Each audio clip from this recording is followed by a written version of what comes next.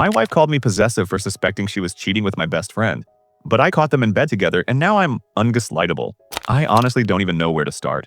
It's hard to put into words what I'm feeling right now or how to even begin processing everything that's happened. I created this account because I needed to see if anyone else has gone through something even remotely similar. Unfortunately, it seems that this kind of thing isn't all that rare. I'm sorry in advance for the length of this post, but I really needed to get it all out before I completely lose my mind. So I'm 27 and I met my wife, let's call her Sue, who's also 27 back in college. We were both 18 at the time, and from the moment we went on our first date, we clicked instantly. Within weeks, we were already telling each other that we loved one another. She kind of made the first move, but honestly, I was more than happy she did. We shared everything, our fears, our past, our deepest insecurities. When her dad passed away during her senior year of college, I was there for her through it all. He had pancreatic cancer, and when he was in the hospital, I'd stay with her overnight so she wouldn't have to face it alone. We made it through that time, and I think it made us stronger as a couple. She told me she didn't know how she would have gotten through it if I hadn't been there. She even called me her soulmate. By that point, I knew I was going to marry her. 2 years after graduation, I proposed, and sure enough, we got married. At that point, life felt perfect. I had married the woman of my dreams. I landed a great job right after graduation, and both of our families were incredibly supportive of us. Everything was lining up exactly how I'd imagined. Then there's my best friend, Dave. He's 26 now, but we've known each other since 3rd grade. To me, he was like the brother I never had. We had what I thought was an unbreakable bond, a connection stronger than anything. At least that's what I believed. Dave was also married, and about a year ago, he and his wife moved away because she had landed a high-paying job at a prestigious law firm. Tragically, she passed away in a car accident, and it completely shattered him. He returned to our hometown after the accident, but he was never the same. I tried to support him, but he wouldn't open up to anyone. No one could really understand the depth of the pain he was going through. So I asked my wife if she could talk to him. She had also lost someone close to her, and I thought maybe Dave would relate better to someone who had been through something similar. Looking back, I can't believe I made that decision. It turned out to be a huge mistake. We started visiting him daily, and Sue would spend hours at his place, even with me there. They started going on hikes together, watching movies without me, having lunch. Things couples do. Obviously, this was far more interaction than I had ever expected them to have. And while it made me uncomfortable, I kept telling myself that Dave was doing better because of it. What's important to mention is that Dave and Sue never got along before all of this. Sue always thought he was a jerk. Before he met his late wife, Dave had a reputation for bouncing from one relationship to another. And even after he got married, he cheated on her repeatedly. As a result, Sue had a strong dislike for him and never understood how I could stay friends with someone with such low morals. That disdain for Dave made me completely blind to what was happening between them. As I mentioned, Sue and Dave became inseparable. She started inviting him to things I had planned for us as a couple. More and more, she began to act in ways that, looking back, are textbook signs of someone cheating. Always on her phone, growing more distant, little to no intimacy, and coming home very late. At that point, everything felt off, and one day, while she was texting, I just had to ask who she was talking to. She told me it was just one of her girlfriend's friends, and when I asked to see what they were talking about, she got really irritated and called me possessive. When I brought it up to Dave, telling him how uncomfortable I was with their growing friendship, he reassured me that nothing was going on and even accused me of not trusting him, or my own wife. I was getting gaslit, and I started to feel like I was losing my mind. This continued until one day, Sue went out again.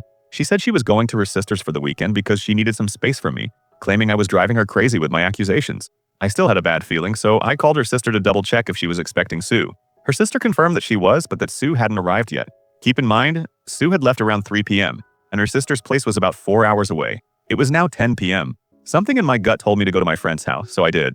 Sure enough, when I pulled up, Sue's car was parked just a few feet away from Dave's house. At that moment, everything became clear. I hate to admit it, but I cried. After a few minutes of standing there, I decided I needed to go in and confirm what was happening. I knew the back door would be open, so I quietly slipped inside and made my way in. I could hear them upstairs. I was shaking as I reached the door of Dave's bedroom. When I peered through the crack in the door, I saw Dave on top of my wife. That image is burned into my brain, and I don't think I'll ever forget it. I can't stop crying as I write this down. I pushed the door open, and they froze, staring at me. It took every ounce of strength not to lose it and beat the hell out of Dave. Instead, I just turned and walked away, got into my car, and drove off. I could hear them scrambling behind me, and Sue started screaming, saying she could explain. I didn't want to look at her, didn't want to hear it. I just left. I just couldn't take it anymore. I drove away, tears streaming down my face the whole way home while they both kept calling me nonstop. I went to stay with one of my college friends, and I've been here for about a week now. I can't eat, I can't sleep, and all I can think about is this mess. I let my work know what's going on, and they were understanding enough to give me time off. I've been getting calls from both Dave and Sue as well as from our families. I told my family I'm okay and we'll be back soon, but I haven't responded to anyone else since. The pain is so overwhelming that I feel like I want to die. I want to escape, but I'm too much of a coward to actually do anything about it. I'm trying to be strong, but my resolve is slipping. How could someone I loved so deeply betray me like this? I don't know what to do. How do I even begin to cope with this? Please, I need help. Relevant comments. Commenter, Am I the only one not feeling bad for OP? It's like you watch Dave cheat all the time and still decided to let your wife spend time with him. Now you're upset because he slept with her? You were an idiot for telling your wife to hang out with a guy like that. You were a coward for standing by while your friend betrayed his partners? And now you're being both stupid and cowardly by even considering reconciliation. OP's response: I don't know what kind of relationships or friendships you've had, but trusting my wife wasn't stupid. Of course, I tried talking to Dave about his cheating. We fought about it endlessly, sometimes even physically. Because of this, I thought I'd be the last person he'd want to talk to about his wife's death. By the way, she was drunk the night she died after catching him cheating again. Update: 8 days later. First, I want to thank all of you for your support and advice. Your words have helped make this incredibly difficult time in my life just a bit more bearable. Some of you shared your own stories with me, and it really helped me realize that this is something I can recover from. I've had so many dark thoughts, even thoughts about ending it all, but I think I'm past that now. Thank you so much for your support and care. Many of you have been asking for an update, so here it is. Editor's note: OP linked an email he received from Sue. Here's a transcription of that email. Sue's email: I know you need your space right now, and I'm probably the last person you want to talk to, but I can't help myself. I feel like I'm losing my mind. I never meant for any of this to happen. You are the last person I ever wanted to hurt, and knowing the amount of pain and suffering I've caused you is a new kind of hell for me. It hurts, but I know you're hurting even more. My relationship with Dave started out innocent. I never intended for it to go as far as it did. It just happened. I won't lie to you. This wasn't the first time we've been together. I'm sure you already know. You always knew. You're a very smart man, and that's one of the many things I love about you. However, my relationship with Dave only became physical about a week before you found out. The rest of the time, it was just emotional. We connected on a deeper level than I ever intended, and things just escalated from there. I know you brought us closer together with all the best intentions. You are the most caring person I've ever known, and I don't even know where to start in describing how sorry I am for what I did to you. I'll never forget the hurt I saw in your eyes when you found out. I'll carry that guilt with me for the rest of my life. I have feelings for Dave, and I won't deny that, but those feelings are nowhere near as strong as the love I have for you. I love you so much. You are my soulmate, my everything. I know my actions say otherwise, but it's the truth. Don't ever doubt my love for you. I don't know how to process this. Part of our relationship has always been real, and I don't know why I did it. I think it was the thrill of something new, the taboo of the whole situation. As cold as that sounds, I'm not trying to hurt you by saying this. I'm just trying to be honest. I genuinely don't know why I would do something like this to you, of all people. I am a vile, selfish person, and I can't deny that. I did something unforgivable, and all I can do is ask for forgiveness. That's how selfish I am. I'm a hypocrite, and I know it. You have every right to hate me, and no one can blame you for it. But I want you to understand that what I did had nothing to do with you. It wasn't your fault at all. Dave and I took advantage of your kindness, and for that, I am truly sorry. I really am. He is too. There are so many things I want to say to you, but they need to be said in person. Take all the time you need, but please, I'm begging you, give me a chance to make this right. Please come home. I love you.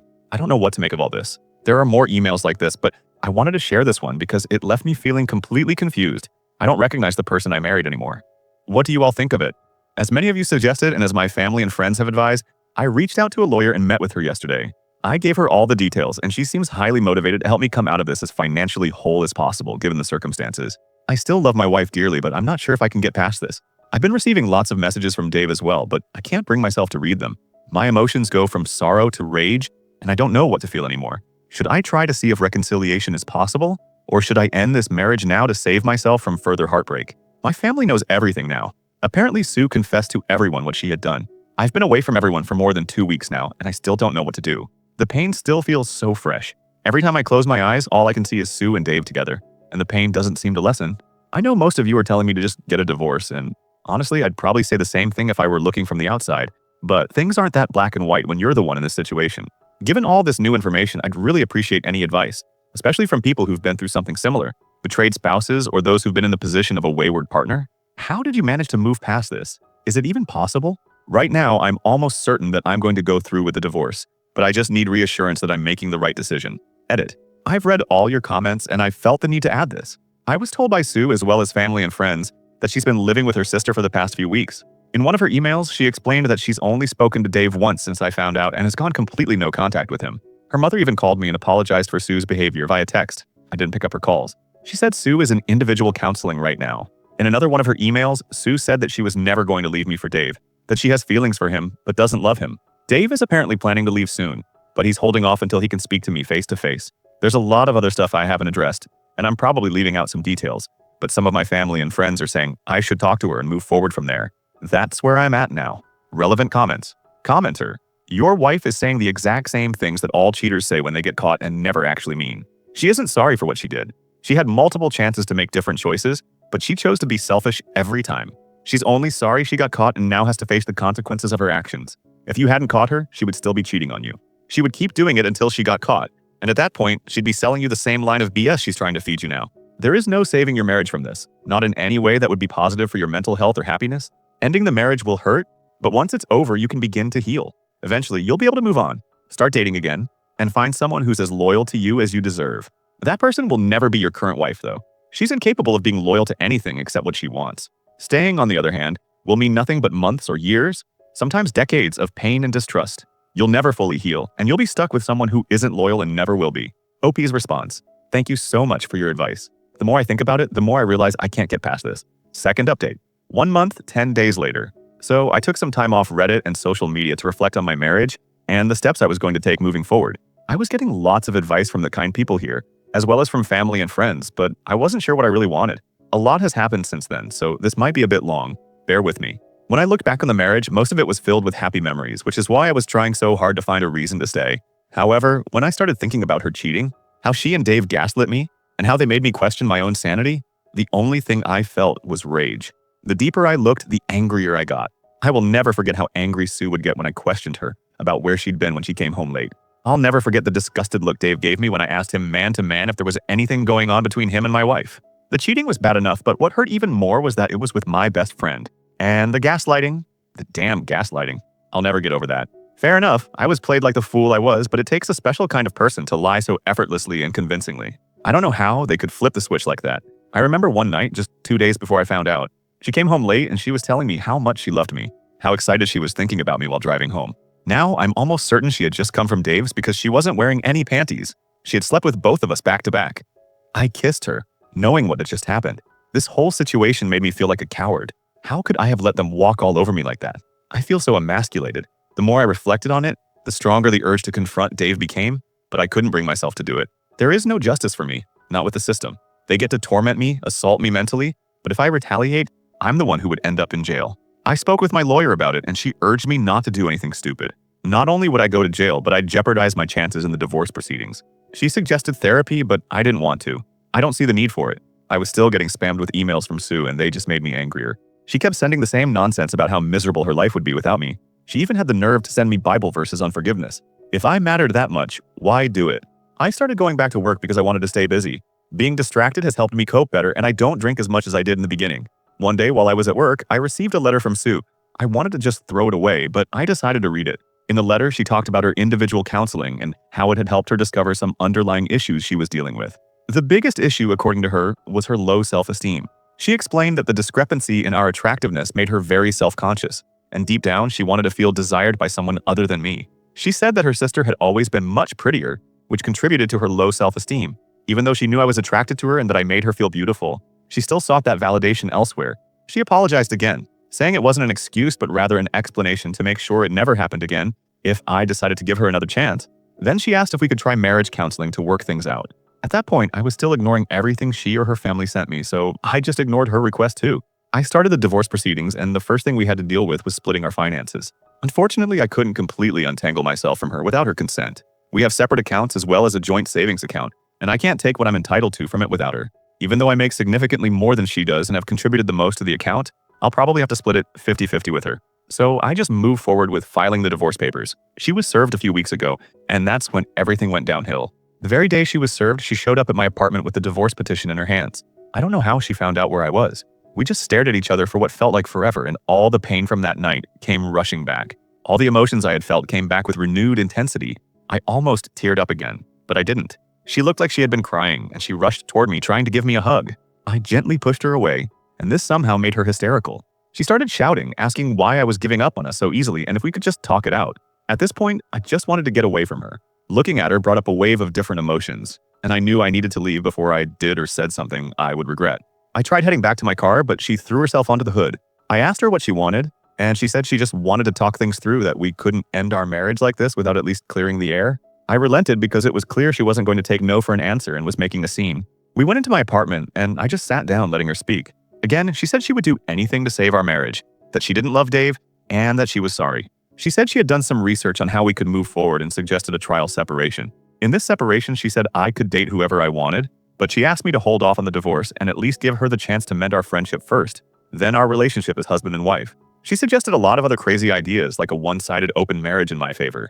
She even showed me stories of other couples who survived infidelity and suggested that we move to a different state or even a different country, just the two of us. That part hurt because we had talked about moving and starting our family not long before all this happened. When she was done, we just sat there in silence, staring at each other. Then I asked her, why? Why him? Why cheat on me with him and then only come back after I caught you? She started sobbing uncontrollably when I asked these questions. She said she felt guilty even during the affair but didn't know how to stop. She said she had gotten so deep into it that she didn't think about the consequences or what she was going to lose. Then she said counseling had made her realize that she probably would have cheated on me at some point, if not with Dave, then with someone else, because of the same underlying issues she hadn't been aware of. Then she admitted that she had gotten pregnant after I left and had a termination because she wasn't sure who the father was. She said if it turned out to be Dave's, there would be no chance for reconciliation. I was in shock. When I asked how far along she was when she found out, she said a few weeks. That's when it hit me. Wait, you said in an email that you only started having sex with Dave about a week before I found out. Was that a lie? She nodded. She fucking nodded. That was it. I told her to leave and never come back. A few days ago, my mom called to tell me that Sue was in the hospital after a substance overdose. She's been checked into a psych ward. I don't know how to process any of this. I visited her, but she was asleep. It hurts because I still love her, and right now I'm just happy she's okay. I haven't even been thinking about the divorce with everything that's going on. How do I even proceed? I know I left out some details, but adding them would make this unbearably long. I just need suggestions on what to do next. Third update, 6 months later. I was hoping my last update would be my final post on this matter, but here I am again. It's been about 8 months since my life turned into a mess, and unfortunately, things just keep getting worse. I'm not going to go into detail, but I hope I can provide enough context to get some constructive feedback from you all. You've been far more helpful than you know. The last time I posted, Sue was in a pretty bad mental state, but fortunately she got better after some therapy. I felt really bad for her, but I knew I couldn't stay. I know a lot of people have made it through this kind of thing, but I know myself. Had I stayed, I'd only be doing more harm than good, both to myself and to her. I'll never get over it, and will probably harbor some resentment even years from now. We agreed to divorce, but she wanted us to remain in contact, even if just minimally. The divorce process went pretty smoothly, and we finalized everything about a month ago. I moved to the West Coast to start fresh, and things were finally starting to look up for me. But then I got a phone call about Sue from her sister. Long story short, Sue suffered a stroke. She's almost completely immobile on the left side of her body and can barely speak. I can't even put into words how incredibly devastating that was to hear, let alone how crushed I felt when I went to visit her. She looked nothing like the person I once knew, and she would always cry when she saw me. One of the worst parts of all of this is that I can't help but feel like it's my fault. People tell me it isn't, but I can't shake the feeling that it is. Even though her closest family members say it's not my fault, I can sense some hostility from them whenever I speak to them. Her aunt cussed me out in front of everyone when she saw me, and everyone just stayed silent. They told me to leave it alone and move on with my life. As much as I wish I could just move on, it still hurts knowing how all of this turned out. I haven't spoken to Sue since her stroke, and her family won't let me see her because apparently I cause her stress. I don't even know the full details anymore because I no longer have the right to know. I just can't seem to catch a break. Notable comments. Commenter. Do not, for one moment, blame yourself for any of this. She was the one who broke your heart with her cheating, along with the trash that was supposed to be your friend. The facts are these. Her sister called you specifically to tell you about your ex's condition. Not out of care, but out of spite. She and the rest of her family wanted you to feel guilty for something you didn't do, just to feel vindicated and regain control over you, using her as their vessel. Don't feed into their issues. I know that despite everything, you still care for her in some way, but you can't keep doing this to yourself. You need to let her go. Release that part of you that still feels obligated to her. She has her family for a reason. Let them pick up the pieces. While I do have pity for her, it's you who is still numb, trying to heal and move on. Focus on you. Work on you. Heal for you. Live for you. Don't ever let anyone make you feel bad for moving on and living your life. Good luck, my dude.